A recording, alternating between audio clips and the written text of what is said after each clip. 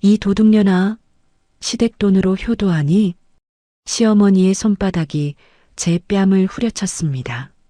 친정엄마 무릎 관절 수술비에 300만 원을 보탰다는 이유였습니다. 저는 터진 입술을 감싸며 남편을 바라봤고 그는 말렸습니다. 하지만 시어머니를 말린 게 아니었습니다. 미애야, 너도 어머니 자극하지 마. 그 한마디에 제 안에서 무언가가 뚝 끊어졌습니다. 저는 더 울지 않았습니다. 더 설명하지도 않았습니다. 그날 밤 시댁 식구들이 제 카드로 누리던 모든 호강을 조용히 끊었습니다. 다음 날 아침 부재중 전화 198통이 제 휴대폰을 새빨갛게 채우고 있었습니다. 이야기 시작 전 저희 채널을 구독해 주시면 오늘 하루 큰 행운이 가득하시길 빌겠습니다. 오늘의 사연 시작합니다. 핸드폰 액정 위로 떠오른 시어머니라는 발신자 이름과 부재중 198이라는 숫자를 내려다보던 제 손끝이 미세하게 떨립니다. 저는 차갑게 식은 손가락으로 전원 버튼을 길게 눌러 핸드폰을 까맣게 꺼버린 채 화장실 거울 앞으로 천천히 다가섰습니다. 거울 속 정미애의 오른쪽 뺨에는 어젯밤 시어머니 오지숙에게 맞은 붉은 손자국이 시뻘겋게 부풀어 올라 있었고 터진 입술 안쪽으로는 비릿한 피 냄새가 아직도 진하게 감돌고 있었습니다. 저는 멍든 입가를 손끝으로 조심스럽게 더듬으며 지난 10년간 시댁의 지갑 노릇을 자처해 온 미련한 제 모습을 거울 속에서 마주하고는 입술을 꽉 깨물었습니다. 며칠 전 사건의 시작은 평범한 화요일 오후 회사 회의 도중에 진동으로 울리던 결제 문자 한 통이었습니다. 저는 회의실 책상 밑으로 핸드폰을 슬쩍 끌어내려 액정을 확인하다가 200만 원이라는 숫자를 보고 그만 숨이 턱 막혀버렸습니다.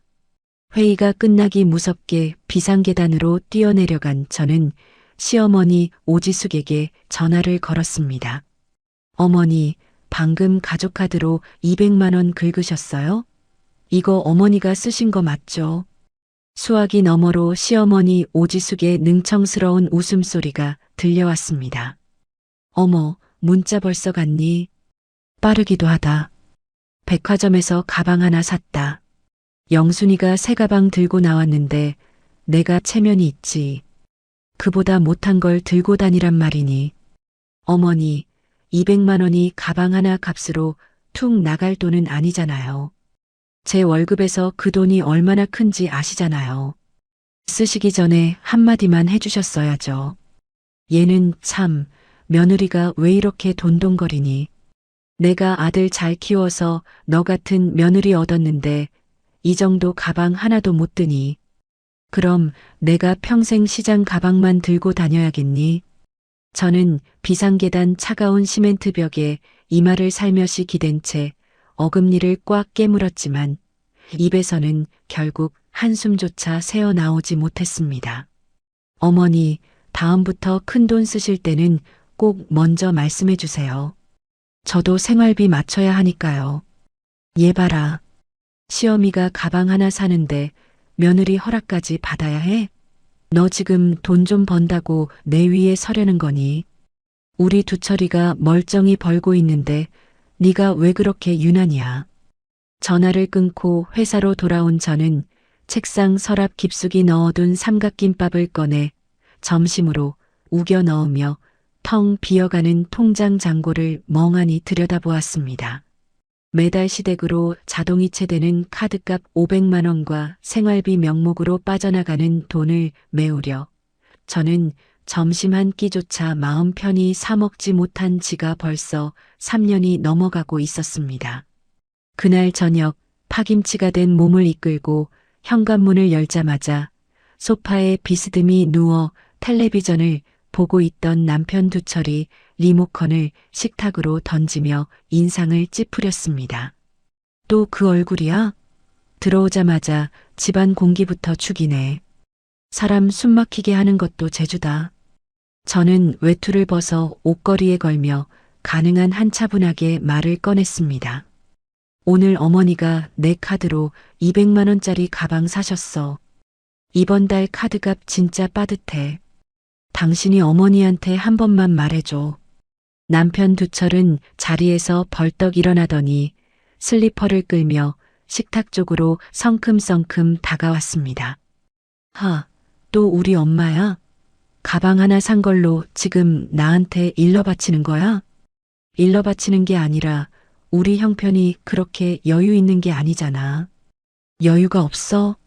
내 월급이 얼만데 여유가 없어. 너 지금 만년 대리인 내 앞에서 돈 잘 번다고 자랑하는 거야? 자랑 아니야. 지금 우리 돈 얘기하는 거야. 아니긴 뭐가 아니야. 어머니가 아들 덕에 호강 좀 하신다는데 며느리가 그거 하나 못 봐줘? 네가 그러니까 어머니가 서운해 하시는 거야. 저는 식탁 의자를 끌어당겨 무너지듯 주저앉으며 떨리는 손으로 물컵을 잡았습니다. 여보, 이번 달만 해도 시댁 카드 값이 500이 넘었어. 우리 적금도 못 붙고 있어. 이게 정상은 아니잖아.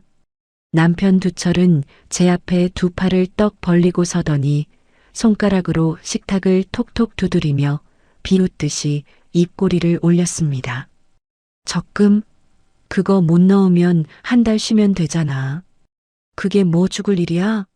너 자꾸 우리 엄마 돈 쓴 걸로 사람 죄인 만들면 나도 가만히 안 있어. 물컵을 잡은 제 손등 위로 핏줄이 도드라지게 솟아올랐지만 저는 그저 입술을 꾹 깨물며 고개를 떨굴 뿐이었습니다. 다음 날 아침 출근 준비로 머리를 빗고 있던 제 등 뒤로 시어머니 오지숙이 들이닥쳤다는 비밀번호 소리가 도어독에서 울렸습니다. 시어머니 오지숙은 신발을 벗자마자 거실 식탁에 시뻘건 청구서 한 장을 탁 소리나게 내려놓더니 화장대 앞에 앉은 저를 거울 너머로 노려보았습니다. 미애야, 이번 달 우리 영주 자동차 보험료도 같이 빼가라. 120만 원 나왔더라. 저는 빗을 잡은 손이 멈칫하다가 천천히 돌아앉으며 시어머니 오지숙을 마주 보았습니다. 어머니, 영주 씨 이제 직장 다니잖아요. 자동차 보험은 본인이 내는 게 맞죠? 얘는 말하는 것 좀 봐라. 시누이 보험료 좀 내주는 게 그렇게 아까워? 너희 신혼 때부터 해오던 거잖아. 갑자기 왜 딴소리야? 그때는 영주 씨가 학생이었잖아요. 지금은 사회생활 한 지도 5년이 넘었고요. 시어머니 오지숙은 식탁 의자를 거칠게 끌어당겨 앉으며 손바닥으로 식탁을 한번 내리쳤습니다. 너 지금 우리 영주를 내 밥벌이도 못하는 애로 보는 거니? 영주가 카드값, 보험료 걱정하면서 살라고 내가 키운 줄 알아? 그리고 다음 달 것도 한꺼번에 묶거나. 괜히 두 번 귀찮게 하지 말고. 저는 화장대 거울 속에서 핏기가 가신 제 얼굴을 마주하며 떨리는 입술 사이로 겨우 말을 짜냈습니다. 어머니, 저도 진짜 힘들어요. 이제는 영주 씨랑 직접 얘기해 보셔야 해요. 내가 왜 영주랑 얘기를 해? 시집 온 며느리가 시댁 살림 보태는 게 당연하지. 너 자꾸 이렇게 계산기 두드리면 우리 두철이 마음부터 떠난다. 며느리가 집안 분위기 망치는 거 한순간이야. 시어머니 오지숙이 청구서를 식탁에 놓아둔 채 빠져나간 뒤 저는 한참을 그 자리에 굳어 앉아 있었습니다. 가족이라는 이름 하나로 제가 새벽부터 밤늦게까지 흘린 땀의 결과물을 너무도 당연하게 빼앗아 가는 시가 식구들의 뻔뻔한 얼굴이 머릿속에서 빙빙 돌았습니다. 저는 그제야 가슴 한구석에서 서늘하게 차오르는 의심 한 줄기를 또렷이 느꼈습니다. 이 사람들이 진짜로 저를 가족으로 여기긴 하는 걸까? 아니면 그저 다달이 돈을 뽑아 쓰는 현금 인출기쯤으로 보고 있는 걸까?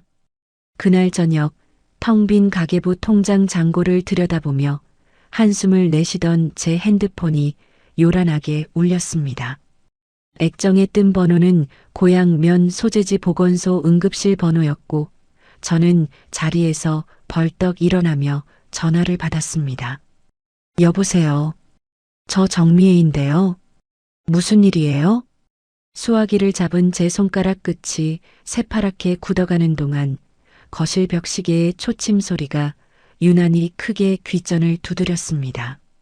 병원 응급실 미닫이 문을 밀치고 들어선 제 눈에 가장 먼저 들어온 것은 좁은 간이 침대 위에서 퉁퉁 부은 무릎을 부여잡고 끙끙 앓고 있는 친정엄마 윤명자의 헬쑥한 얼굴이었습니다.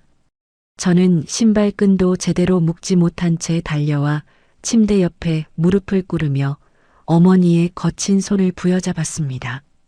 엄마, 어디가 그렇게 아파? 언제부터 이랬어? 왜 나한테 말 안 했어? 친정엄마 윤명자가 식은 땀에 흠뻑 젖은 얼굴로 억지 웃음을 지어 보이며 제 손등을 거꾸로 토닥였습니다. 아유, 미애야. 왔어. 별일도 아닌데 보건소 사람들이 괜히 난리친 거야. 너 회사 바쁠 텐데 뭘 여기까지 뛰어와. 별일이 아니긴 뭐가 아니야. 길에서 쓰러졌다며. 엄마, 이게 어떻게 별일이 아니야. 잠깐 다리에 힘이 풀린 거야. 시장에서 나물 좀 다듬다가 일어나는데 무릎이 푹 꺾이더라고. 그게 다야.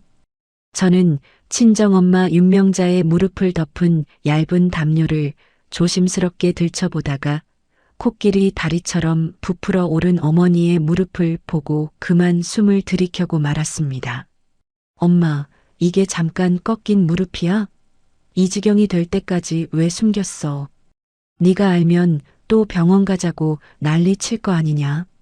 너도 시댁살림의 회사에 정신없는데 늙은 어미 무릎까지 짐 되기 싫었어. 엄마가 왜 짐이야?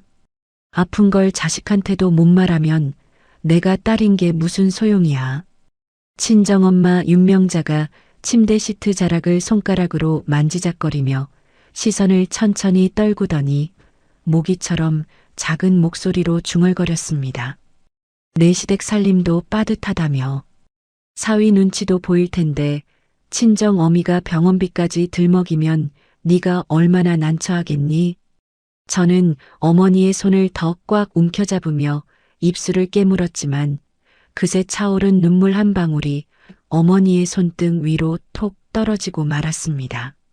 그때 회진을 돌던 담당 의사가 휠체어를 끌고 들어와 차트를 들춰보며 가벼운 한숨을 내쉬었습니다. 보호자분 맞으시죠? 어머님 무릎 상태가 생각보다 많이 나쁩니다.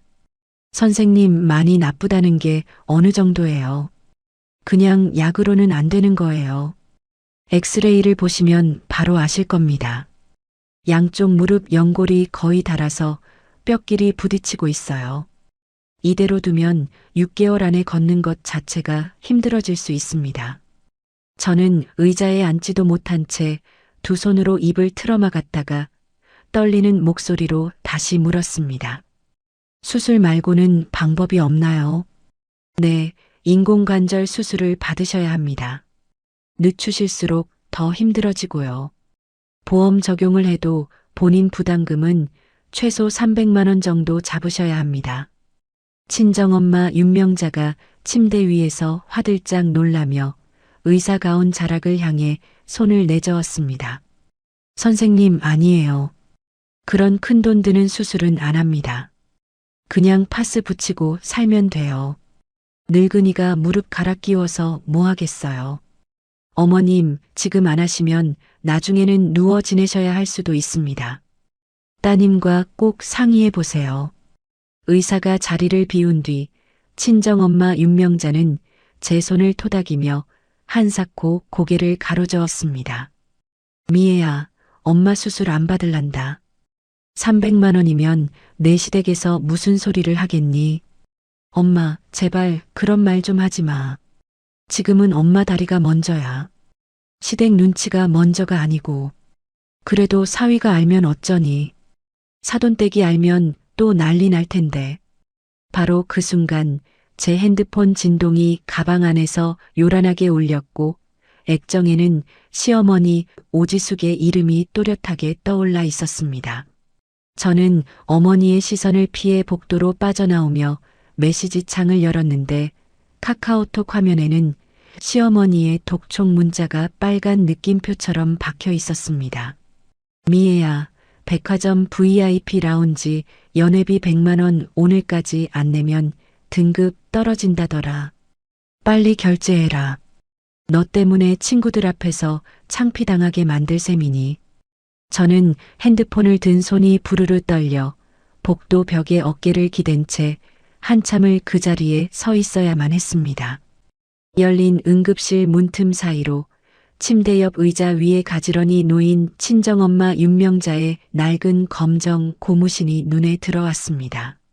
밑창이 달아 한쪽으로 비스듬히 기운 그 신발과 시어머니 오지숙의 100만 원짜리 연회비 결제 문자가 머릿속에서 겹쳐지자 제 가슴 깊은 곳에서 무언가가 묵직하게 무너져 내렸습니다. 저는 시어머니의 문자를 손가락으로 휙 쓸어 올려 답장도 하지 않은 채 핸드폰을 가방 깊숙이 처박아 넣었습니다. 그리고 인터넷 뱅킹 앱을 열어 5년 동안 누구에게도 말하지 않고 점심값을 아껴 한 푼, 두 푼 모아둔 별도 은행의 비상금 통장을 띄웠습니다. 잔고 327만 원, 그 숫자를 보는 순간 저는 비로소 손가락 끝이 가늘게 떨리는 것을 느꼈습니다. 저는 다시 응급실로 들어가 친정엄마 윤명자의 손을 꼭 쥐었습니다. 엄마, 수술 받자. 더 미루지 마. 미애야, 안 된다니까. 엄마 때문에 네가 또 욕먹으면 안 돼. 엄마, 회사에서 보너스 나왔어. 마침 어디에 쓸까 고민하던 돈이야. 보너스라니. 너 지금 엄마 안심시키려고 거짓말하는 거지. 진짜야. 우리 팀 실적 잘 나와서 다들 받았어. 엄마 다리 고치라고 나온 돈이라고 생각하면 돼. 친정엄마 윤명자가 베개에 얼굴을 묻으며 어깨를 들썩이는 동안 저는 비상금 통장에서 300만 원을 병원 수납 계좌로 곧장 이체했습니다. 다행히 이 통장은 결혼 전부터 따로 쓰던 단독명의 계좌라 남편 두 철의 공동인증서로는 아예 조회조차 되지 않는 별도 보안 매체로 묶여 있었습니다. 저는 이체 완료 화면을 한참 들여다보다가 마음 한구석에 작은 안도감과 묵직한 불안감이 동시에 차오르는 것을 느꼈습니다. 수술 날짜를 잡고 어머니를 입원실로 옮긴 뒤 저는 막차에 가까운 시간이 되어서야 서울 집으로 돌아왔습니다. 다음 날 새벽 출근 준비를 하던 제 등 뒤로 부엌에서 노트북을 펼쳐놓고 가계부를 들여다보던 남편 두 철의 굵은 목소리가 날아왔습니다. 미애야, 이번 달 생활비 계좌에서 빠진 돈 뭐야?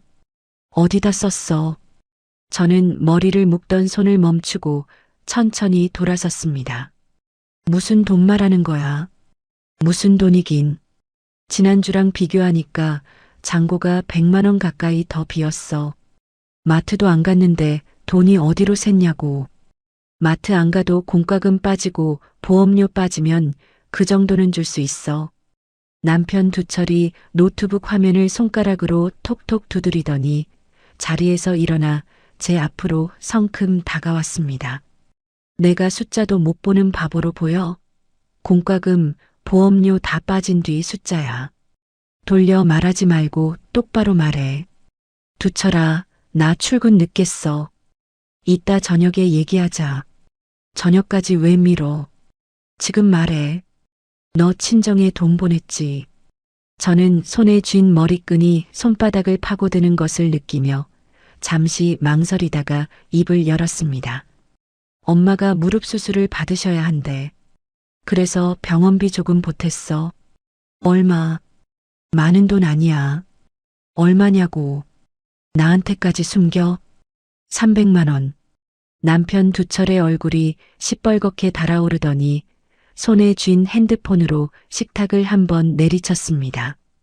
아, 너 진짜 제정신이야? 친정에 300을 갖다 줘? 그 돈이면 우리 어머니 가방값이랑 연회비가 해결돼. 두 철아, 우리 엄마 이 수술 안 하면 평생 못 걸으실 수도 있대. 그래서 그래서 시댁돈으로 친정 효도부터 하겠다 이거야? 시댁돈 아니야. 내가 따로 모아둔 돈이야. 남편 두철은 제 말은 듣지도 않고 핸드폰을 집어들더니 곧장 어디론가 전화를 걸기 시작했습니다. 여보세요, 어머니. 어머니, 지금 빨리 와보세요. 미애가 사고를 쳤어요. 친정에 300만 원을 빼돌렸어요. 수화기 너머로 시어머니 오지숙의 날카로운 목소리가 새어나오는 동안 저는 가방끈을 어깨에 걸친 채 그 자리에 굳어 서 있을 수밖에 없었습니다.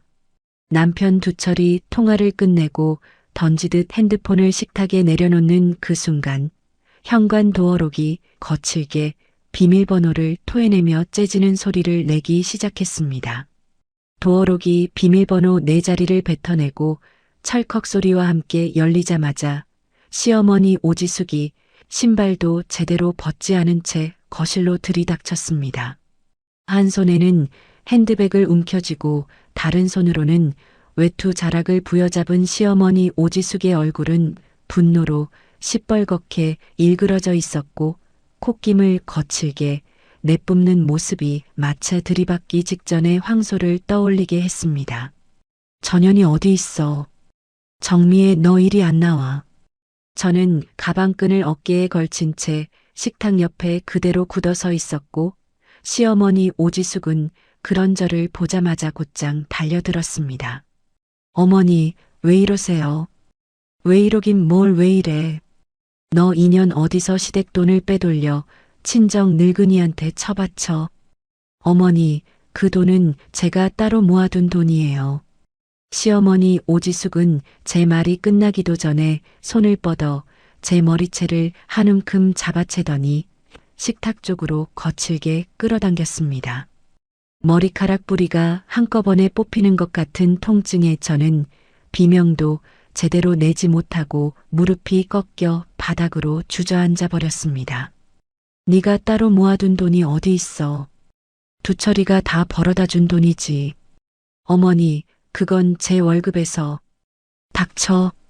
시집 온 년이 무슨 월급 타령이야. 그게 다 두철이 등에 업혀서 회사 다니니까 받는 돈이지. 너 혼자 잘나서 받는 줄 알아. 어머니, 머리 좀 놔주세요. 진짜 아파요. 시어머니 오지숙은 잡고 있던 머리채를 더 세게 비틀며 제 얼굴을 자신의 코앞까지 끌어당겼습니다. 너 인연이 진짜 내가 그 100만 원 연회비 하나 결제하라고 하루 종일 문자 보냈는데도 씹어. 그러고는 친정 늙은이한테 300을 보내. 너 정말 사람이야, 짐승이야. 어머니, 친정 엄마가 다리를 못 쓰게 생겼다고요. 그래서 뭐? 못 걸으면 못 걷는 거지. 늙으면 다 그렇게 사는 거야. 네가 무슨 효녀 심청이라도 되는 줄 알아. 저는 머리채를 잡힌 채로 두 손을 바닥에 짚고 일어서려 발버둥쳤지만 시어머니 오지숙의 손아귀 힘은 환갑이 넘은 사람이라고는 믿기지 않을 만큼 억셌습니다. 바로 그때 시어머니 오지숙의 손바닥이 허공을 가르더니 제 오른쪽 뺨을 짝 소리가 나도록 후려쳤습니다. 머리가 옆으로 휙 돌아가면서 입안에서 짠맛이 확 번지고 어금니 안쪽으로 비릿한 피 냄새가 한꺼번에 퍼져나갔습니다. 인연이 시어미를 째려봐. 너 눈 똑바로 안 떠. 두 번째 따귀가 같은 자리로 떨어지자 입술 한쪽이 찢어지면서 핏방울이 거실 마룻바닥 위로 똑 떨어졌습니다. 저는 손등으로 입가를 훔치며 흐트러진 머리카락 사이로 천천히 고개를 들었습니다. 그 순간 안방 문 앞에 팔짱을 끼고 비스듬히 서 있는 남편 두철과 눈이 정면으로 마주쳤습니다. 두철아, 어머니 좀 말려. 남편 두철은 입꼬리를 빗돌게 끌어올리며 슬리퍼로 마룻바닥을 톡톡 두드리는 신용을 했습니다. 내가 왜 말려? 어머니 말씀이 다 맞는데. 두철아, 우리 엄마 다리 수술이라니까. 그래서 어쩌라고. 시집 왔으면 시댁돈으로 효도하는 게 며느리 도리지 어디서 친정 챙기겠다고 잔머리를 굴려. 내가 모은 내 돈이라고. 내 돈이 어디 있어. 부부 재산이 다 공동 재산이지. 너 그것도 몰라. 시어머니 오지숙이 옆에서 자신의 아들을 향해 만족스러운 미소를 지어 보이더니 다시 저를 향해 손가락질을 했습니다. 들었지. 우리 두철이 말이 맞지. 너 같은 며느리는 처음 봤다. 어디 시댁 등쳐먹고 친정 챙기는 도둑년이 어디 있어. 어머니, 도둑년이라뇨. 도둑년이 도둑년이지 그럼 뭐야. 시어미 카드 결제도 안 하고 시누이 보험료도 토달고 그러면서 친정 늙은이한테는 척척 300씩 보내. 이게 도둑년이 아니면 뭐가 도둑년이야. 저는 바닥에 한쪽 손을 짚은 채 천천히 일어나 흐트러진 머리카락을 손가락으로 쓸어 넘기며 입가에 묻은 피를 손등으로 닦아냈습니다. 그러는 동안 제 가슴 안쪽에서 무언가가 차갑게 식어가는 것이 느껴졌습니다. 10년 동안 가족이라는 단어 하나에 매달려 점심값을 아끼고 친구들 모임도 거르고 새 옷 한 벌 사입지 않으며 견뎌온 시간들이 이 한순간에 오물통에 처박히고 있다는 것을 저는 또렷이 깨달았습니다. 두철아, 너 정말 이렇게 두고 볼 거야. 남편 두철은 어깨를 한번 으쓱하더니 안방 쪽으로 한 발 물러나 벽에 등을 기댔습니다. 두고 보긴 뭘 두고 봐. 어머니가 며느리 교육시키시는 건데 아들이 끼어들면 그게 더 이상한 거지. 교육. 그래, 교육. 너 진작에 이렇게 정신 좀 차렸어야 했어. 어머니가 너 너무 오냐오냐 키워주신 거야. 오냐오냐. 그래. 매달 카드값 척척 결제해 주시고 친정 신경 안 쓰셨잖아. 그게 다 너 며느리 노릇 잘하라고 봐주신 거지. 저는 입꼬리 한쪽이 가늘게 떨리는 것을 느끼며 천천히 고개를 끄덕였습니다. 화가 차오르지도 않았고 눈물이 솟구치지도 않았습니다. 그저 머릿속이 텅 비어 차갑게 가라앉으며 지금 이 자리에서 무엇을 챙겨야 하는지 또렷한 글씨로 떠오를 뿐이었습니다. 어머니, 두철아. 알겠어. 시어머니 오지숙이 의기양양한 표정으로 핸드백을 고쳐 잡으며 헛기침을 했습니다. 이제야 정신이 좀 드냐? 그러게 진작 어미 말 들으면 좋잖아. 그래서요, 어머니. 저 오늘부터 정신 차리려고요. 저는 거실 탁자 위에 놓여 있던 제 신용카드 3장을 한 장씩 천천히 집어들어 입고 있던 카디건 주머니 안쪽으로 깊숙이 밀어 넣었습니다. 그 모습을 본 시어머니 오지숙이 영문을 모르겠다는 듯 미간을 좁히며 코를 찡긋거렸습니다. 너 지금 뭐 하는 거니? 카드는 또 왜 챙겨? 제 카드니까 챙기는 거죠. 어허, 너 진짜 못된 버릇 들었구나. 카드 도로 내려놔. 저는 시어머니 오지숙의 말을 무시한 채 안방으로 걸어 들어가 옷장 안쪽에서 사용하지 않던 여행 가방 하나를 꺼내 침대 위로 던졌습니다. 그러고는 옷걸이에 걸려있던 외투 몇 벌과 서랍 속 속옷, 화장품 파우치를 한꺼번에 쓸어 담기 시작했습니다. 두철아, 전연히 짐을 싸. 짐을. 남편 두철이 안방 문틈으로 얼굴을 들이밀더니 어이없다는 듯 헛웃음을 흘렸습니다. 미애야, 너 어디 가게? 어디든. 어디든이라니. 너 정신 나갔어. 갈 데가 어디 있다고. 두철아, 그게 너랑 무슨 상관이야. 무슨 상관이라니. 내가 내 남편인데.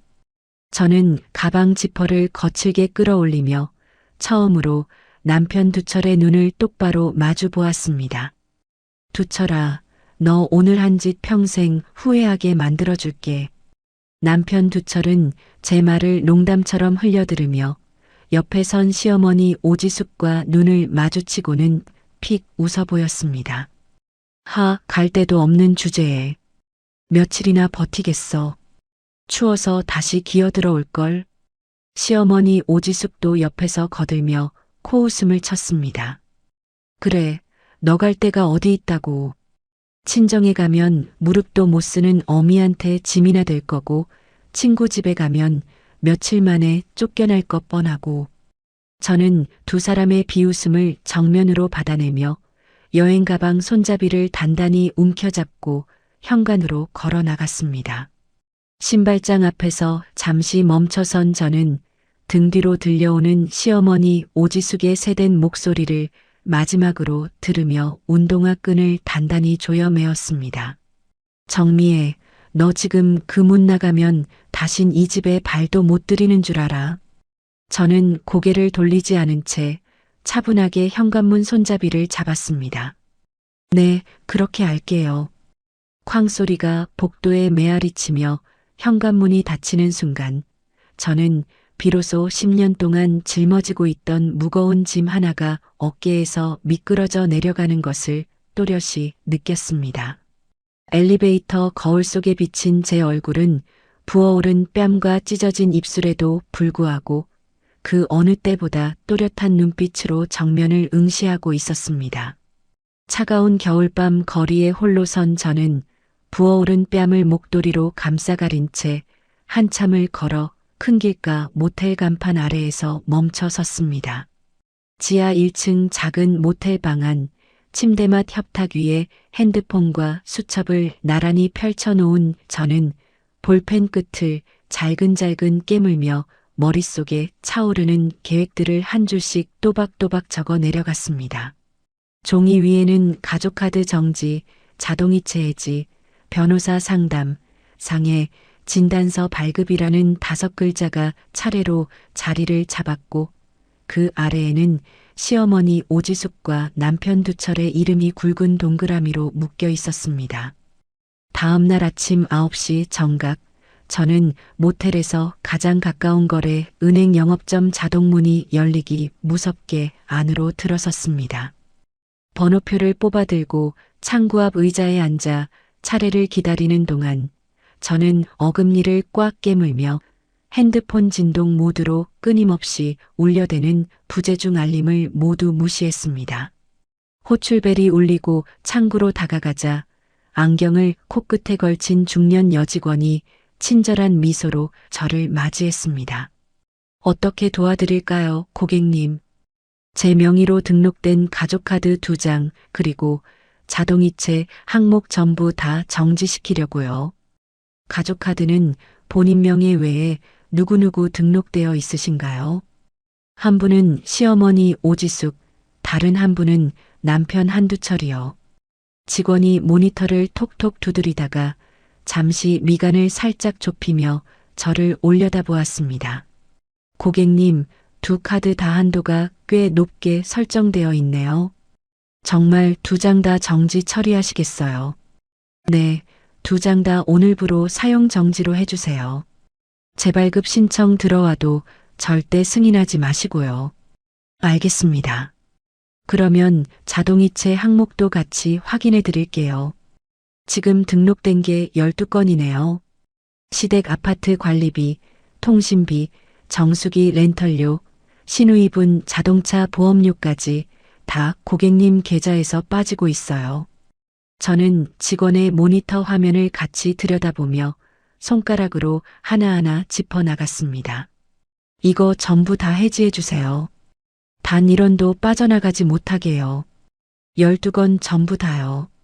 시댁 어른들이 곤란해하실 수도 있는데 정말 괜찮으시겠어요? 네, 괜찮아요.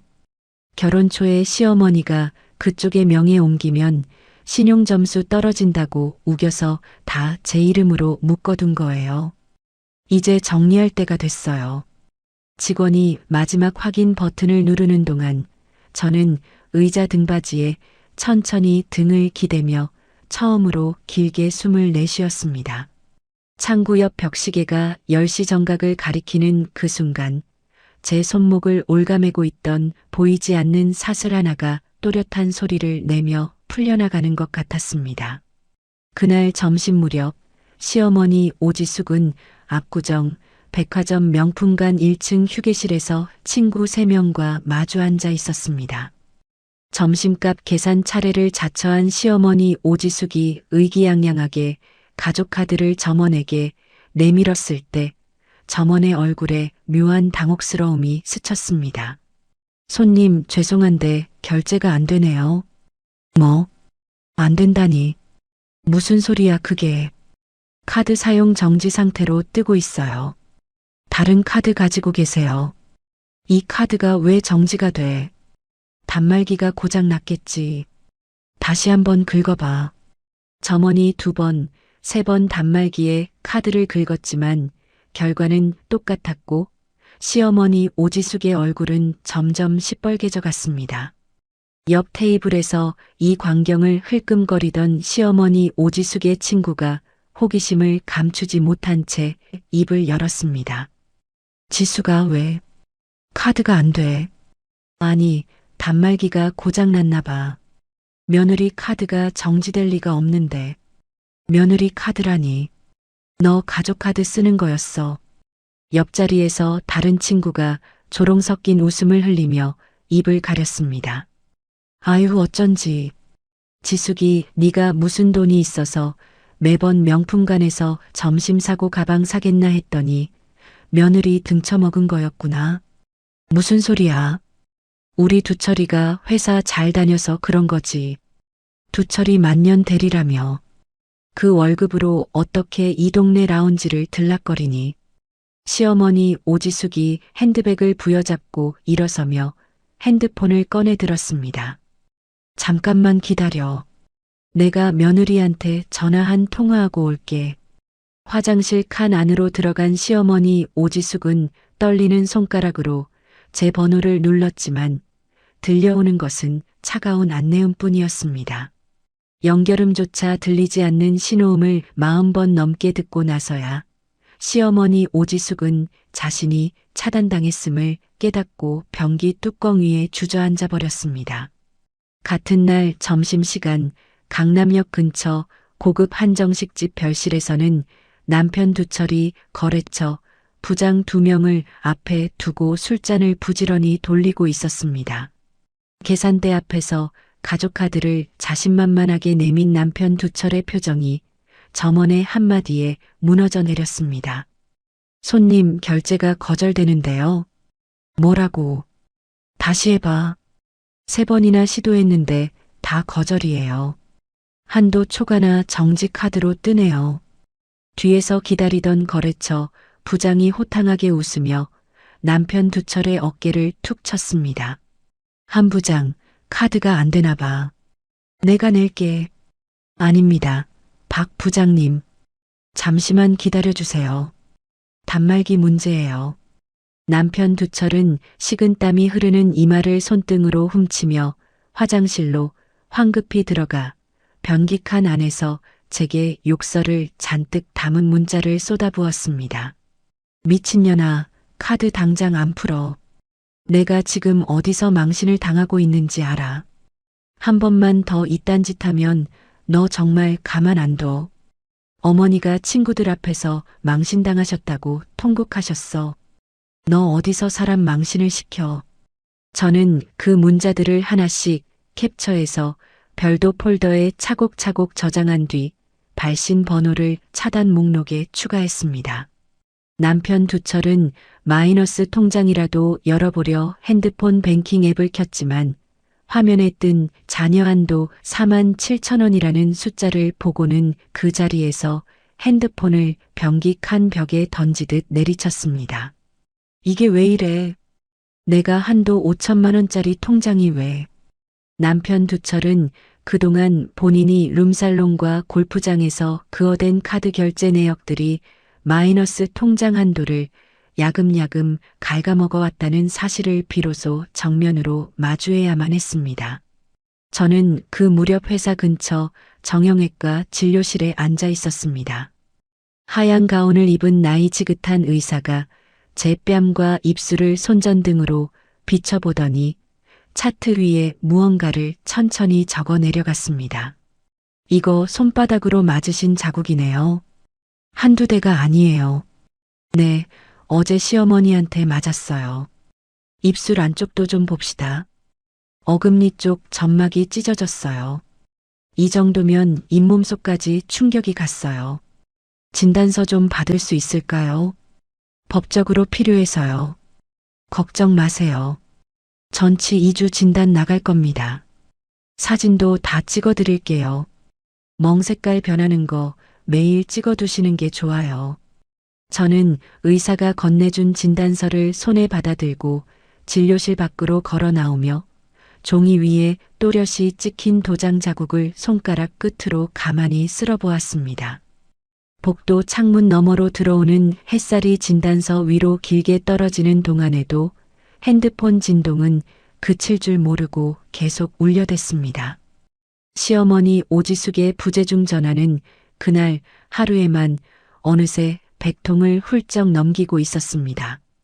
저는 그 숫자를 한참 들여다보다가 답장도 응답도 하지 않은 채 핸드폰을 가방 깊숙이 처박아 넣었습니다.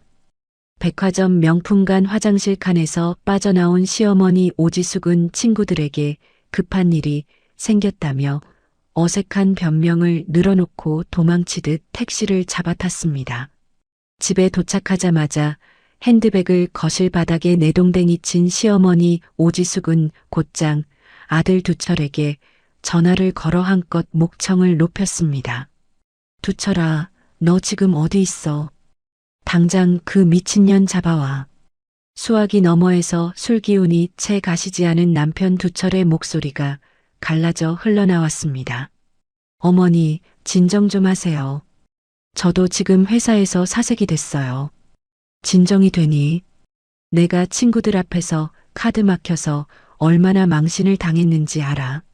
어머니, 그년이 차단을 걸어서 전화도 안 받아요. 전화 안 받으면 회사로 찾아가. 회사 앞에서 무릎이라도 꿇려서 끌고 와. 제가 가면 외려 깽판 된다고 어머니가 좀 가셔야. 시어머니 오지숙은 전화를 끊자마자 다시 옷장문을 거칠게 열고 모피 코트를 어깨에 걸친 채 외출 채비를 갖췄습니다. 며칠 뒤 평일 오후 제가 다니는 회사 본사 로비의 시어머니 오지숙이 모피 코트 자락을 휘날리며 들이닥쳤습니다. 안내 데스크 직원에게 다짜고짜 정미에 당장 데려오라고 소리를 지르는 통에 1층 카페에서 커피를 마시던 직원들의 시선이 일제히 가쪽으로 쏠렸습니다. 데스크 직원이 정미애 과장님 말씀이신가요라고 되묻는 사이에도 시어머니 오지숙의 언성은 점점 높아졌습니다. 정미애 어디 있어? 빨리 안 데려와. 회사 보안 요원이 다급히 다가오자 시어머니 오지숙은 한 손으로 가슴을 치며 더 큰 소리로 통곡을 시작했습니다. 세상에 이런 며느리가 어디 있어. 시어미 카드 끊어버리고 잠적해버린 년이라고요. 마침 회의를 마치고 1층으로 내려오던 저는 엘리베이터 문이 열리자마자 그 광경을 마주하고 발걸음을 멈췄습니다. 시어머니 오지숙도 저를 발견하자마자 곧장 달려와 제 옷소매를 잡아채려 했습니다. 어머니, 여기서 이러시면 안 돼요. 회사라고요. 회사고 나발이고. 너 당장 카드 풀어. 내가 너 키워준 시어미 알기를 뭐로 알아? 키워주셨다뇨? 저 결혼할 때 이미 다 큰 어른이었어요. 2년이 입은 살아가지고. 너 지금 안 따라오면 너희 회사 사장한테 직접 가서 며느리 인성 폭로한다. 저는 옷소매를 잡힌 채 한 걸음 뒤로 물러서며 차분한 목소리로 보안 요원을 향해 손을 들었습니다. 보안실에서 도와주세요. 이분이 가족이긴 한데 지금 회사 업무를 방해하고 계세요. 보안 요원 2명이 양쪽에서 시어머니 오지숙의 팔을 부드럽게 잡아 출구 쪽으로 인도하는 동안 시어머니 오지숙은 제 등을 향해 입에 담을 수 없는 욕설을 한 무더기 쏟아냈습니다. 저는 그 욕설들을 등으로 받아내며 휴게실 창가로 걸어가 종이컵에 정수기 물을 받아 마셨습니다. 같은 시간 남편 두철은 친정엄마 윤명자가 입원해 있는 시골 대학병원 안내데스크 전화번호를 검색해 곧장 발신 버튼을 눌렀습니다. 여보세요. 거기 정형외과 병동이죠. 6인실에 윤명자라는 환자분 입원해 계실 텐데 보호자 자리로 좀 바꿔주세요. 수화기 너머에서 친정엄마 윤명자의 떨리는 목소리가 작게 들려왔습니다. 여보세요. 누구신가요? 어머님, 저 사위 한두철입니다. 두철 서방. 우리 미애한테 무슨 일 있어? 어머님, 미애가 지금 정신이 좀 이상한 것 같아요. 어머님이 좀 설득해 주세요. 무슨 말이야, 그게. 어머님 수술비 그거 사실 우리 어머니 돈에서 빼간 거예요. 그것 때문에 지금 집안이 풍비박산 났어요. 친정엄마 윤명자는 베개를 등에 받친 채 떨리는 손으로 수화기를 부여잡으며 입술이 새파랗게 질려갔습니다. 두철 서방, 그게 무슨 소리야? 우리 미애가 보너스 받았다고 그랬는데. 보너스는 무슨 보너스예요? 어머니 카드 가지고 친정에 송금한 거지. 어머님이 미애한테 그 돈도로 돌려주라고 설득 안 하시면 저희도 가만히 안 있어요. 두철 서방, 잠깐만. 수술 받으셨다는데 합의 안 하시면 그 병원에 미애 와이프 사기죄로 신고가 들어갈 수도 있어요. 어머님이 똑똑히 알고 계셔야 할 것 같아서요. 친정엄마 윤명자가 수화기를 쥔 손을 떨군 채 침대 위에서 한참을 멍하니 앉아 있는 동안 같은 병실의 옆자리 환자가 놀란 얼굴로 간호사 호출 버튼을 눌러야만 했습니다. 회사 휴게실 창밖으로 도심의 잿빛 풍경을 내려다보던 제 핸드폰에 친정 어머니가 입원한 병원 간호 데스크 번호가 떠올랐습니다. 사정을 전해 들은 저는 곧장 그날 오후 반차를 결제 올린 뒤 가방 안에서 미리 준비해 둔 서류 봉투를 꺼내 들었습니다. 지난 10년치 시댁 카드 결제 내역과 자동이체 명세서, 그리고 어제 받아낸 상에 진단서가 한 묶음으로 또렷이 정리되어 있었습니다. 이 사람들이 제 친정 엄마까지 건드리네요. 저는 책상 위 메모지에 적어둔 변호사 사무실 주소를 입력해 택시를 잡아탔고 30분 뒤 도착한 5층 사무실 문을 두드렸습니다. 넓은 책상 너머로 안경을 쓴 50대 여변호사가 저를 맞이하며 자리에 앉기를 권했습니다. 앉으세요. 미리 보내주신 메일은 잘 읽었어요. 그쪽 사정이 보통 일이 아니더라고요. 네, 변호사님. 이건 제가 가지고 있는 모든 증거예요. 저는 서류 봉투에 든 자료를 책상 위에 한 장씩 펼쳐놓았고 변호사는 돋보기를 꺼내 천천히 훑어 내려갔습니다. 카드 결제 내역이 10년치라니 정말 꼼꼼하게 모아두셨네요. 보통 이런 사건은 증거 부족으로 시작해서 애를 먹는데 제 명의로 다 묶여 있어서 영수증도 다 제가 받았어요. 좋아요. 일단 두 갈래로 갑시다. 남편 한두철 씨 상대로는 이혼 소송, 위자료, 재산 분할이 들어갈 거고요. 시어머니 오지숙 씨 상대로는 별개의 민사 소송이에요. 전세금 반환하고 그동안 부당하게 가져간 돈에 대한 청구죠. 민사로도 따로 갈 수 있는 거예요. 네, 시어머니는 직접적인 부부관계가 아니니까 따로 가야 해요. 그리고 폭행 부분은 형사고소도 같이 검토하시는 게 좋겠어요.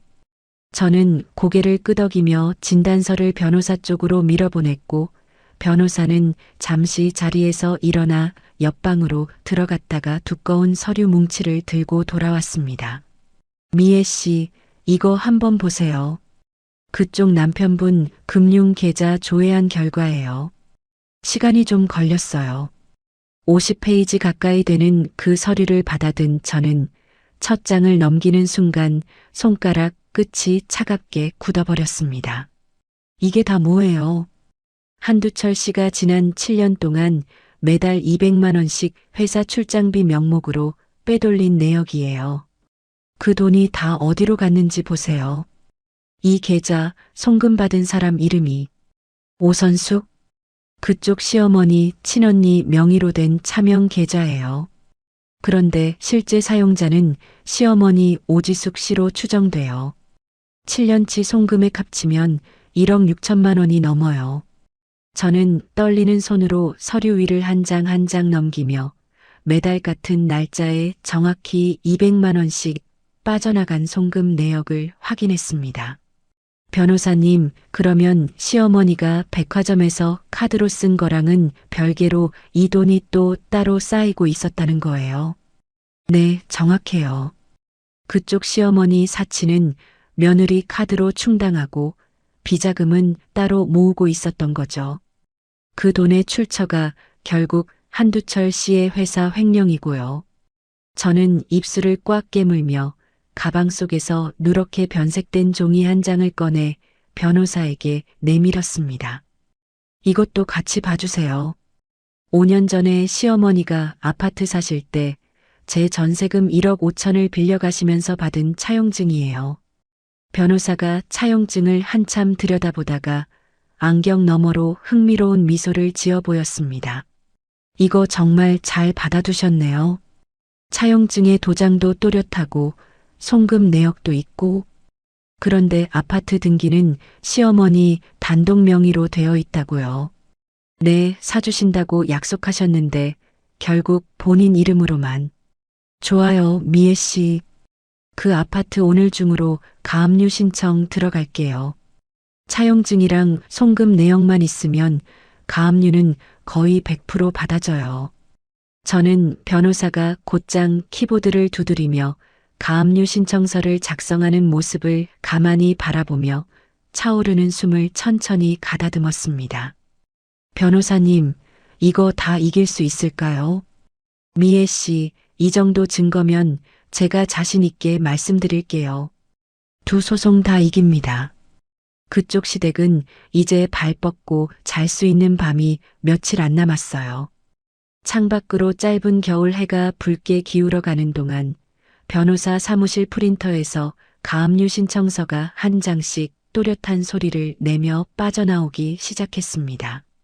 변호사 사무실을 빠져나온 저는 곧장 시외버스 터미널로 향해 친정엄마 윤명자가 입원해 있는 병원으로 발길을 돌렸습니다. 버스 안거울에 비친 제 얼굴을 한참 들여다보던 저는 가방에서 컨실러를 꺼내 부어오른 뺨과 멍든 입가를 두꺼운 화장으로 꼼꼼히 덮어 가렸습니다.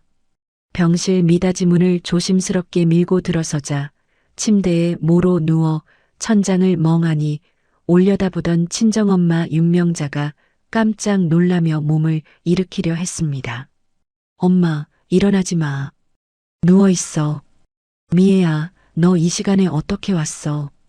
회사는 어떡하고? 오후에 반찬했어. 엄마 얼굴 보러 왔지. 낮에 사위 양반한테서 전화가 왔는데. 엄마, 그 사람 전화 신경 쓰지 마. 다 거짓말이야. 수술비가 시댁돈이라고 그러던데 그게 정말이야. 저는 침대 옆 의자를 끌어당겨 앉으며 친정엄마 윤명자의 거칠고 마른 손등을 양손으로 감싸쥐었습니다. 엄마, 거짓말이야. 그 사람들이 엄마 흔들어서 수술 못 받게 하려고 그러는 거야. 그래도 사위 양반이 말하는 거 들어보니 엄마, 나 회사에서 진짜 보너스 받았어. 이번에 우리 팀이 큰 계약단에서 부서별로 다 두둑하게 챙겨줬다니까. 그 큰 돈이 보너스로 나와. 엄마, 나 이번에 차장 진급까지 앞두고 있어서 회사에서 미리 기 살려주는 거야. 그러니까 엄마는 그 사람 말 한마디도 믿지 마. 친정엄마 윤명자는 제 화장 두꺼운 얼굴을 한참 들여다보더니 손가락 끝으로 제 뺨을 가만히 쓸어보았습니다. 미애야, 너 얼굴이 왜 이래? 무슨 화장을 이렇게 떡칠을 했어? 엄마, 요즘 회사에서 외부 미팅이 많아서 그래. 단정하게 보이려고. 우리 딸이 무슨 사기당한 사람 마냥 부어 있는데. 저는 화제를 돌리려 미리 알아둔 특실 이야기를 꺼냈습니다. 엄마, 이 6인실 너무 시끄럽잖아. 옆자리 아저씨 코 고는 소리 때문에 잠도 못 잘 거고. 내가 특실로 옮겨놨어. 지금 짐 챙기자. 미애야, 특실은 얼마인지 알고. 하루에 몇십만 원이라며. 엄마, 보너스 받았다니까. 딸이 처음으로 호강시켜준다는데 거절하면 섭섭하지. 저는 그렇게 친정엄마 윤명자를 1인 특실로 옮겨들인 뒤 병원 매점에서 평소 어머니가 좋아하시던 단팥빵과 따끈한 두유를 사다 협탁 위에 가지런히 올려두었습니다. 다음 날 아침 9시 친정엄마 윤명자의 인공관절 수술이 무사히 끝났다는 소식을 들은 저는 회복실 앞 복도 의자에 앉아 비로소 어깨에 들어갔던 힘을 풀었습니다. 그러나 수술 이튿날 새벽 병원 측에서 다급한 전화가 걸려왔습니다. 보호자분, 어머님께서 갑자기 고열이 오르세요. 수술 부위에 염증 소견이 보입니다. 염증이라뇨? 수술이 잘 끝났다고 하셨잖아요. 드물게 이런 합병증이 오는데 잘못하면 재수술이 필요할 수도 있어요. 지금 바로 병원으로 와주세요. 저는 모텔 방 안에서 핸드폰을 떨어뜨릴 뻔하다가 옷가지를 챙겨 새벽 첫 차에 몸을 실었습니다. 병원 회복실 침대에 누운 친정엄마 윤명자의 이마는 땀으로 흥건했고 입술은 마른 나뭇잎처럼 갈라져 있었습니다. 엄마, 정신 좀 차려봐. 미애야, 엄마 다리가 너무 뜨거워. 이게 무슨 일이래니? 걱정하지 마. 의사 선생님이 다 알아서 해주실 거야. 집도이가 차트를 들여다보며 굳은 얼굴로 입을 열었습니다. 보호자분, 항생제 강한 걸로 바꿔보겠습니다. 그래도 안 잡히면 재수술 들어가야 해요. 추가 비용은 한 400 정도 더 잡으셔야 할 거고요. 저는 병원 복도 끝 벽에 등을 기댄 채 그제야 두 손으로 얼굴을 감싸쥐고 처음으로 어깨를 들썩였습니다. 며칠째 잠도 제대로 못 자고 변호사 사무실과 회사와 병원을 오가며 버텨온 모든 감정이 그 자리에서 한꺼번에 무너져 내렸습니다. 그때 핸드폰 화면에 변호사 사무실 번호가 떴고 저는 떨리는 목소리로 전화를 받았습니다. 변호사님, 미애 씨 목소리가 왜 이래요? 무슨 일 있어요? 엄마가 수술 후 염증이 와서 추가 비용도 또 들어가야 하고 그쪽 시어머니가 또 병원으로 사람을 보낼까봐. 미애 씨 잘 들으세요. 어머님은 의사 선생님 믿고 맡기시고요. 그쪽 시댁은 제가 다 막아둘게요.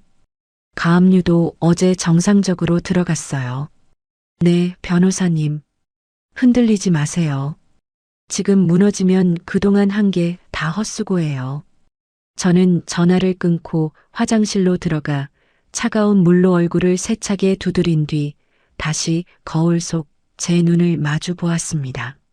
얼굴은 헬쑥했지만 눈빛만은 또렷이 살아있었고 저는 어금니를 꽉 깨물며 병실로 다시 걸어 들어갔습니다.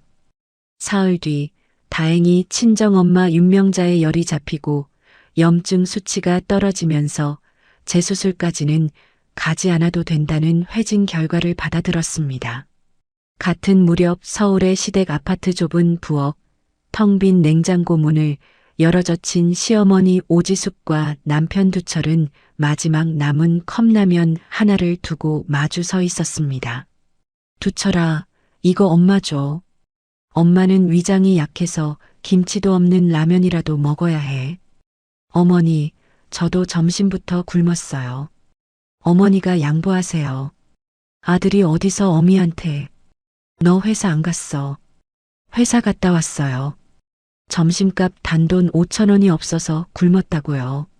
내 마이너스 통장은 어쩌고. 그게 이미 한도 꽉 찼다고 며칠 전에 말씀드렸잖아요. 어머니 가방 사실 때 다 막아드린 게 그 통장이라고요. 이놈이 어디서 어미한테 따져. 그게 다 어미 위해서 한 일이지. 너 좋자고 한 일이야. 남편 두철은 컵라면을 식탁 위에 거칠게 내려놓더니 봉투를 뜯어 끓는 물을 부으며 한숨을 길게 내쉬었습니다. 어머니, 솔직히 말해봐요. 그 차명 계좌에 모아둔 돈, 그거 어디다 쓰셨어요? 무슨 차명 계좌? 이놈이 무슨 소리야? 어머니가 큰 이모 이름으로 만드신 그 계좌요. 내가 회사에서 매달 빼돌려서 붙인 그 돈. 그건 우리 노후 자금이라고 분명히 말했잖아. 노후 자금이 1억 6천이나 돼요. 그게 다 어디 있어요? 지금 라면 하나 사 먹을 돈도 없는데. 시어머니 오지숙이 잠시 입을 꾹 다물더니 흘끔 시선을 피하며 헛기침을 했습니다. 그게 다 친구들이랑 개 모임에 들어가 있어서 당장은 못 빼. 아, 어머니. 그러니까 그 1억 6천이 친구들이랑 개 돌리신 거예요. 이놈아, 너희 어머니 체면이 있지. 매번 친구들 앞에서 며느리 카드 긁을 수만은 없잖아. 남편 두철이 컵라면 용기를 손으로 짚은 채 한참을 멍하니 천장만 올려다보았습니다. 며칠 뒤 아침 시어머니 오지숙이 신문을 가지러 현관문을 열었을 때 문 앞에는 노란 종이가 잔뜩 붙어 있었습니다. 가압류 통지서, 수도요금 3개월 미납 고지서, 전기요금 단전 예고장, 도시가스 공급 중단 안내문이 우편함을 가득 채운 채 흘러넘치고 있었습니다. 시어머니 오지숙이 떨리는 손으로 그 종이들을 한 장씩 떼어내며 거실로 들어서는 순간 도어록이 다시 한번 거칠게 울리며 신우이 영주가 뛰어들어왔습니다. 엄마, 내 차 압류당했어. 견인차가 와서 끌고 갔다고. 영주야, 무슨 소리야. 내 차 리스비 석 달째 연체됐다고. 회사 주차장에서 견인차가 그냥 끌고 갔다니까. 동료들 다 보는 앞에서 올케 카드로 자동이체 묶어놨었잖아. 그러게요. 그 올케가 왜 갑자기 카드를 끊었냐고요. 엄마가 뭘 어떻게 한 거예요? 엄마 때문에 나까지 직장에서 망신당했잖아. 시어머니 오지숙과 신우이 영주가 거실에서 서로를 향해 삿대질을 하며 고래고래 소리를 지르는 동안 부엌 식탁에 앉아있던 남편 두철은 식은 컵라면 국물 위로 천천히 고개를 떨궜습니다. 그날 오후 제가 회사 로비에서 점심회의를 마치고 엘리베이터를 기다리는 동안 정문 자동문 너머에서 익숙한 실루엣 하나가 비틀거리며 다가오는 것이 보였습니다. 며칠 사이 헬쑥해진 남편 두철은 면도도 제대로 하지 않은 채 로비 한가운데에서 무릎을 꿇으며 두 손을 모았습니다. 미애야, 한 번만 봐줘. 내가 잘못했어. 저는 회의실에서 미리 받아둔 서류 봉투를 손에 든 채 한 걸음 한 걸음 천천히 남편 두철 앞으로 다가갔습니다. 두철아, 일어나. 미애야, 어머니가 잘못 생각하셨어. 내가 다 잘못한 거야. 두철아, 이제 와서 그러지 마. 한 번만 기회 줘. 카드만 다시 풀어줘. 어머니 약값도 못 사고 있어. 저는 봉투를 열어 안에 든 이혼 소장과 위자료 청구서를 꺼내 남편 두철의 발치에 툭 떨어뜨렸습니다. 서류 위에 또렷이 찍힌 위자료 5천만 원이라는 숫자를 본 남편 두철의 얼굴이 그 자리에서 백지장처럼 새파랗게 질려갔습니다. 남편 두철은 발치에 떨어진 서류를 떨리는 손으로 집어들어 한 장 한 장 빠르게 훑어 내려가다가 그만 그 자리에 주저앉아 버렸습니다. 이혼 소장 첫 페이지에는 폭행상해 진단서가, 두 번째 페이지에는 7년치 횡령 송금 내역이, 마지막 페이지에는 시댁 아파트 가압류 결정문 사본이 또렷이 첨부되어 있었습니다. 미애야, 이게 다 뭐야? 가압류라니, 어머니 집까지. 두철아, 거기 다 적혀 있잖아. 이 금융 내역은 어디서 났어? 너 어떻게 이걸 다? 변호사님이 다 조회해 주셨어. 너 7년 동안 회사 출장비 명목으로 어머니한테 빼돌린 거 다 들통났어. 남편 두철의 얼굴에서 핏기가 한꺼번에 빠져나가더니 양 무릎이 더 깊숙이 대리석 바닥으로 내려앉았습니다. 바짓가랑이를 부여잡고 매달리는 남편 두철의 손등 위로 그동안 룸살롱과 골프장에서 그어대던 카드의 흔적과는 전혀 어울리지 않는 식은땀이 흥건히 배어 나왔습니다. 미애야, 이거 회사에 알려지면 나 잘려. 너 정말 나 죽이려고 그래. 두철아, 잘리는 게 두렵냐? 나는 너희 어머니한테 머리채 잡혔을 때도 안 죽었어. 한 번만, 딱 한 번만 봐주라. 어머니가 시키신 거였어. 나는 그냥 어머니 말씀이라. 내 입으로 어머니 핑계 댈 줄 알았다. 너 그렇게 잘할 줄 알았어. 저는 로비 안내데스크 쪽으로 손을 한번 들어 보였고 멀리서 대기하고 있던 보안 요원 2명이 발걸음을 옮겨 다가왔습니다. 보안 요원님, 이분 좀 데리고 나가주세요. 다시는 회사 안으로 못 들어오게 출입 차단도 걸어주시고요. 네, 정 과장님. 알겠습니다. 보안 요원이 양쪽에서 남편 두철의 팔을 잡고 일으켜 세우는 동안 저는 무릎을 살짝 굽혀 바닥에 떨어진 서류 봉투를 다시 집어들었습니다. 두철아, 너랑 너희 어머니한테 더 이상 빨릴 피는 한 방울도 안 남아 있어. 그러니까 이제 그만 떨어져. 미애야, 미애야. 우리 10년이야. 10년. 그 10년 동안 네가 한 짓이 이거 한 봉투야. 그러니까 가. 남편 두철이 자동문 밖으로 끌려나가는 동안 1층 카페에 앉아있던 직원들의 시선이 일제히 저에게 쏠렸지만 저는 흐트러진 옷매무새를 가다듬으며 고개를 똑바로 들고 엘리베이터에 올라탔습니다. 그 무렵 저는 한 달 가까이 이어진 모텔 생활을 정리하고 회사 근처에 작은 오피스텔을 얻어 짐을 옮겨둔 참이었습니다. 그런데 그날 밤늦은 시각 그 오피스텔 현관 도어록 앞에 시어머니 오지숙이 모자를 푹 눌러 쓴 채 서 있었습니다.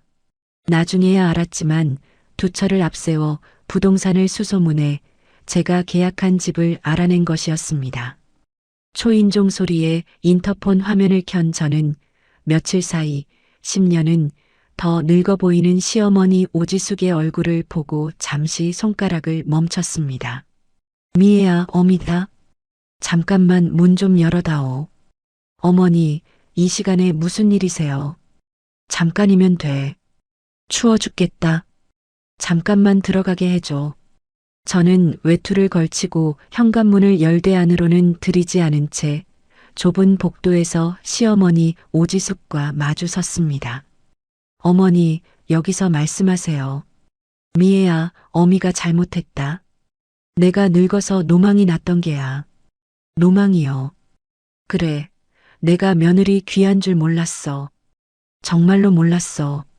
자식이 들어와줘서 호강한 건데 내가 그걸 당연하게 여겨서 어미가 미안하다. 시어머니 오지숙은 억지로 입꼬리를 끌어올려 웃어 보이며 가져온 검은색 비닐봉지를 제 쪽으로 내밀었습니다. 이거 너 좋아하는 약과랑 한과 사왔다. 옛날 시장에서 먹던 그 가게 거 알지? 어머니, 그거 도로 가져가세요.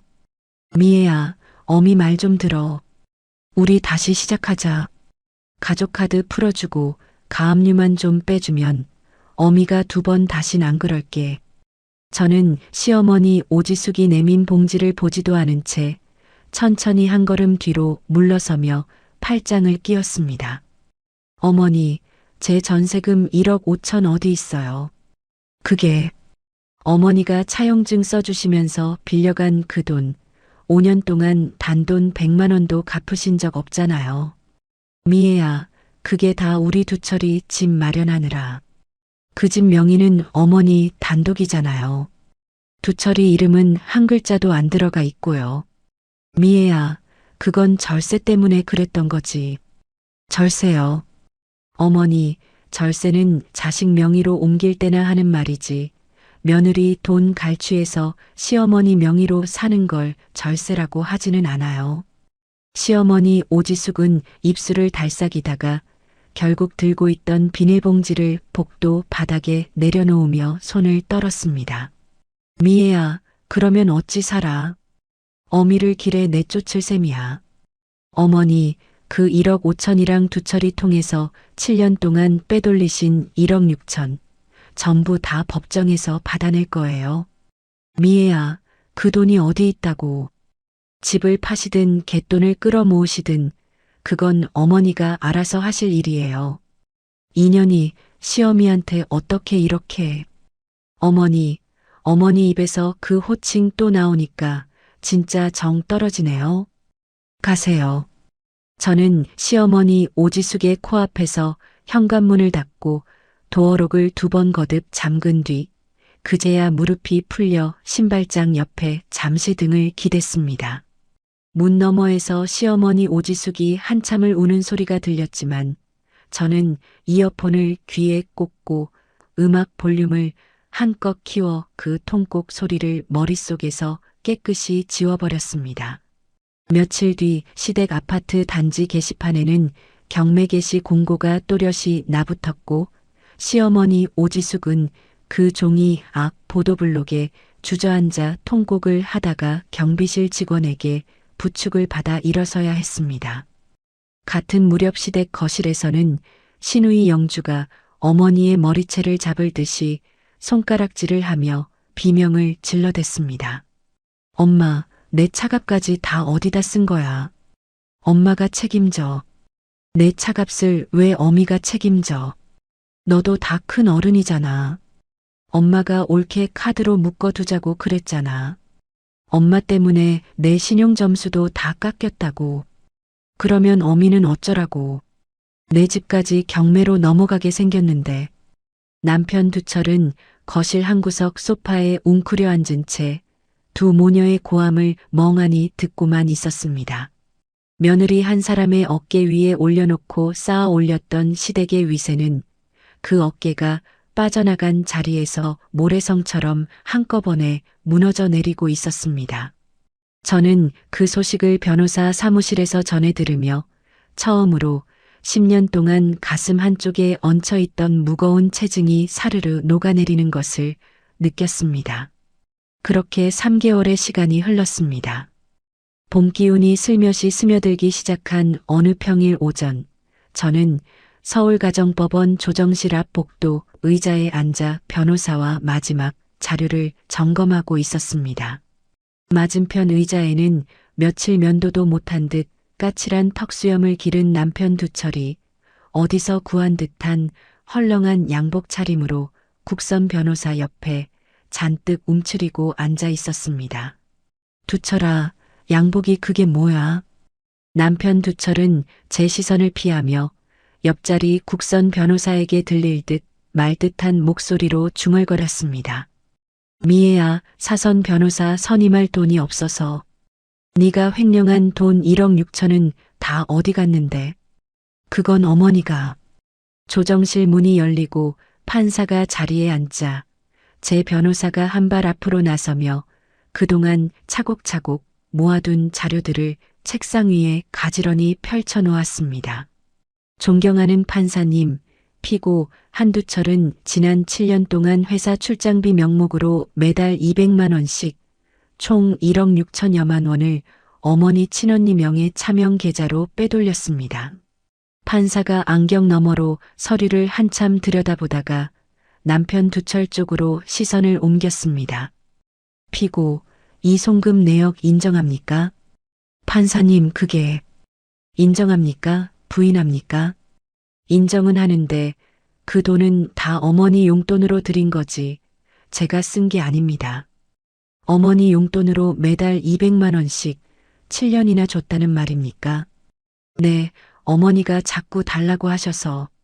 저는 옆에서 그 말을 듣다가 입가에 차가운 미소가 번지는 것을 느끼며 변호사의 옷소매를 살짝 잡아당겼습니다.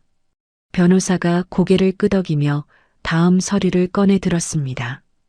존경하는 판사님, 같은 시기별도 민사법정에서 시어머니 오지숙 측은 그 돈을 아들이 억지로 붙인 것이라 주장하고 있습니다. 두 사람의 진술이 정면으로 충돌하고 있다는 점 참고해 주시기 바랍니다. 판사가 가볍게 헛기침을 하며 남편 두철에게 다시 물었습니다. 피고, 그러면 어머님께 그 돈 돌려달라 청구하실 의향 있습니까? 판사님, 그건 어머니가 답하세요. 청구하실 겁니까? 아닙니까? 못합니다, 판사님. 자식된 도리로. 같은 시각 옆 건물 민사법정에서는 시어머니 오지숙이 증인석에 앉아 변호사들의 질문 공세에 진땀을 흘리고 있었습니다. 증인, 이 차용증에 찍힌 도장 본인 것 맞습니까? 네, 맞긴 맞는데. 맞다면 며느리에게 빌린 1억 5천만 원 어디다 쓰셨습니까? 그게 아들이 자꾸 어미한테 돈을 붙여서 어쩔 수가. 아드님이 붙인 돈은 따로 1억 6천이 있고요. 며느리한테 빌리신 1억 5천 행방을 묻고 있습니다. 내가 어떻게 다 기억해. 늙어서 정신도 없는데. 증인, 이 아파트 등기부등본 보시죠. 며느리에게 돈 빌리신 그 날짜에 정확히 매수하신 아파트가 증인 단독 명의로 되어 있습니다. 시어머니 오지숙이 입을 뻐끔거리며 변호사를 노려보다가 옆에 앉은 남편 두철 쪽을 흘끔거리며 갑자기 자리에서 일어났습니다.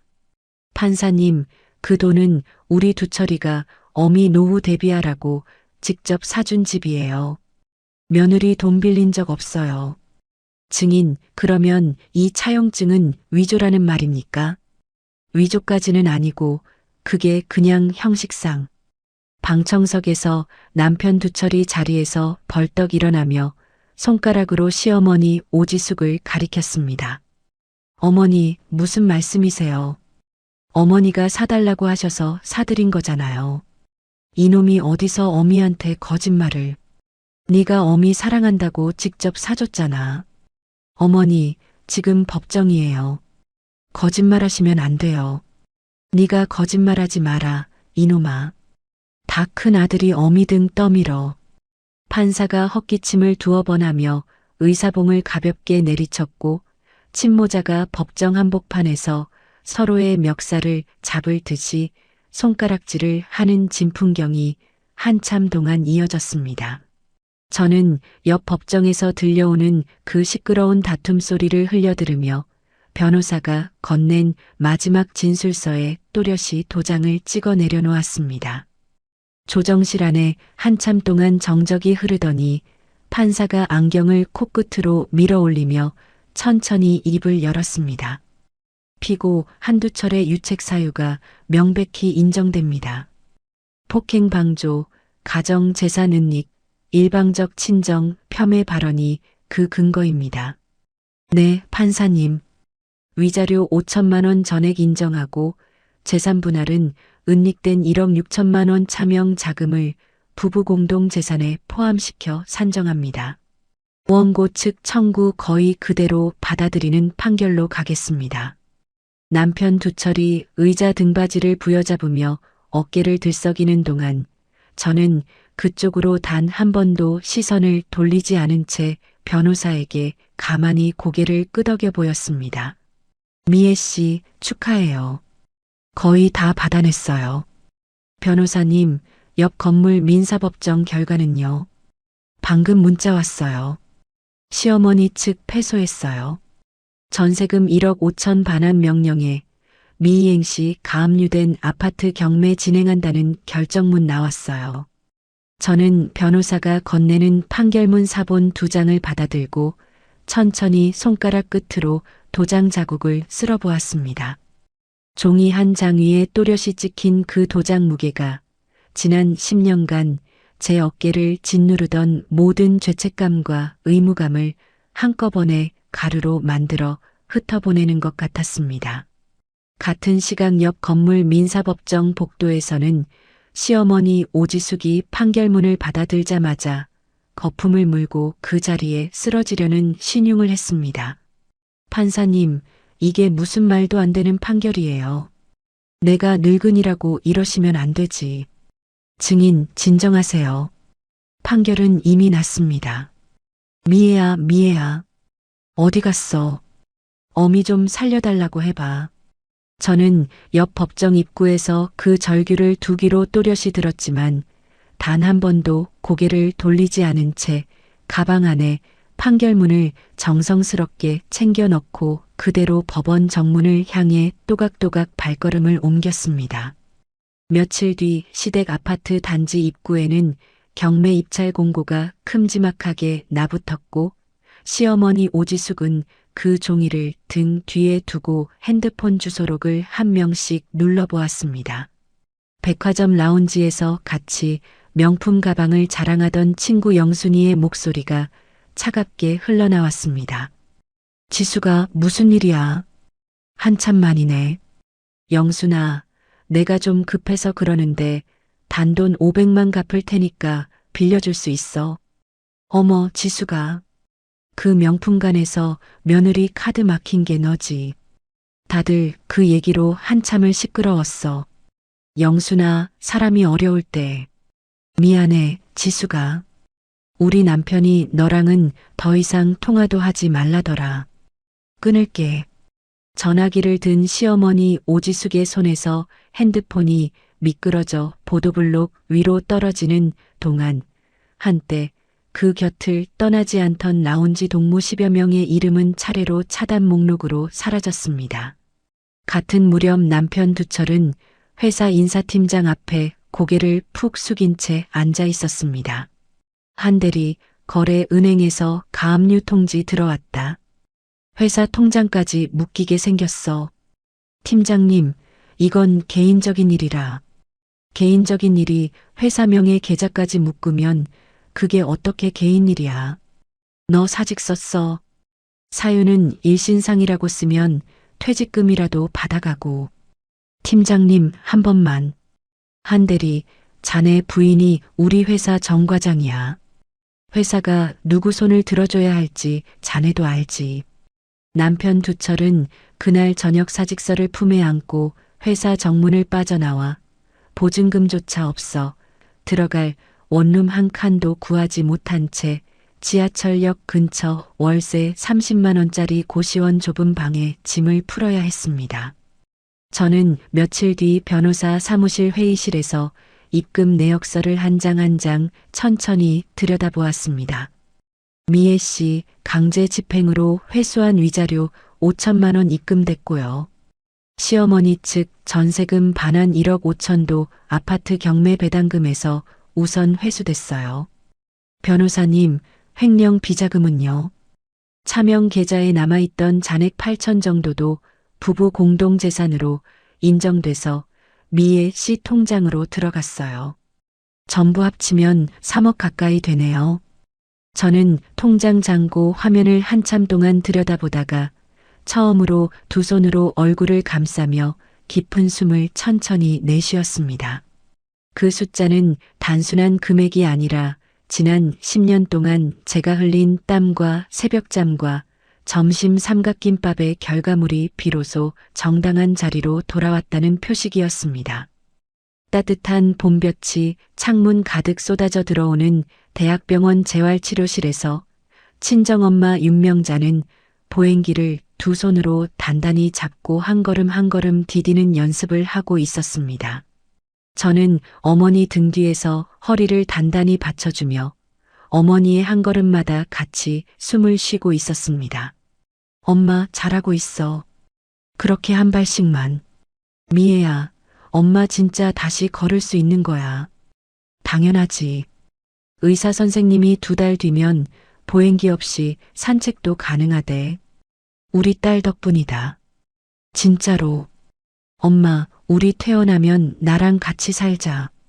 같이 살다니, 너 시댁에. 엄마, 나 이제 그 집 아니야. 새 집 계약했어. 볕 잘 드는 동네 30평대 아파트로. 친정엄마 윤명자가 보행기 손잡이를 부여잡은 채 그 자리에 멈춰 서더니 떨리는 손으로 제 손을 더듬어 잡았습니다. 미애야, 너 또 무리한 거 아니야. 그 큰 집을. 엄마, 무리 아니야. 내 능력으로 산 집이야. 이제 누구 눈치 보지 말고 평생 거기서 편하게 살자. 퇴원하는 날, 저는 친정엄마 윤명자를 모시고 새로 계약한 아파트 현관문 앞에 섰습니다. 도어록을 누르고 문을 열자 햇볕이 환하게 쏟아져 들어오는 거실이 어머니의 헬쑥하던 얼굴 위로 따스하게 비쳤습니다. 엄마, 들어와 봐. 세상에, 미애야. 이렇게 좋은 집을. 엄마 방은 햇볕 제일 잘 드는 데로 잡았어. 들어가서 봐.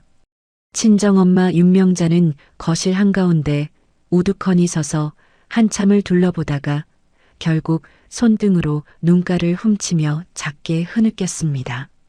엄마, 울지 마. 이제 우리는 좋은 일만 있을 거야. 며칠 뒤 회사 사무실에서 부장이 화난 얼굴로 제 책상 위에 두꺼운 갈색 봉투를 내려놓았습니다. 정 과장, 아니 이제 정 차장이지. 인사 발령 통지서다. 축하해. 부장님 정말이세요. 이번에 우리 부서 최연소 차장 진급이야. 다들 자니가 받을 거라고 입을 모았어. 옆자리 동료들이 우르르 일어나 박수를 쳐주는 동안 저는 통지서 위에 또렷이 박힌 정미의 차장이라는 5글자를 손가락 끝으로 가만히 쓸어보았습니다. 미애야, 진짜 축하해. 너 그동안 정말 고생 많았잖아. 고마워. 진짜 고마워. 우리 오늘 저녁에 회식하자. 네가 한턱 쏴야지. 그래, 내가 진짜 거하게 쏠게. 저는 누군가의 아내도 며느리도 아닌 오직 정미애라는 이름 석자로 처음으로 그 자리에서 부르는 호명을 또렷이 들었습니다. 퇴근길 지하철 안에서 제 핸드폰이 짧게 진동했고 모르는 번호로 도착한 문자 한 줄이 액정에 떴습니다. 미애야, 나야. 고시원 식비가 떨어졌어. 단돈 10만 원만 붙여주라.